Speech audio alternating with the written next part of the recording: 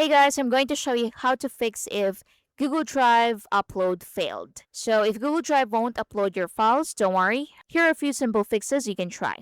So first, click the Start menu and open Settings. Then from here, go to Network and Internet, then click Wi-Fi. Then check your internet connection. So make sure you're connected to a stable Wi-Fi or mobile data network. If your connection is low or keeps dropping, the upload may fail. Now, next, if you're uploading through a web browser, you can refresh the page or try using a different browser. So, clearing your browser's cache and cookies may also help resolve upload issues. So, to do that, click the three dots in the top right. Then, from here, select Delete Browsing Data. Then, select the time frame at the top. Then, check cookies and other site data and also cache images and files. Then, click Delete Data. Then, go back to Google Drive and see if that works.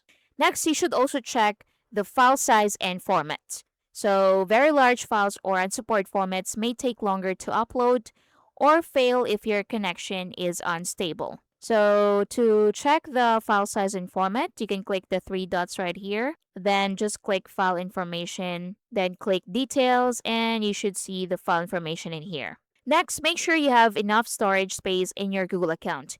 If your drive storage is full, you'll need to delete unwanted files or upgrade your storage before uploading more.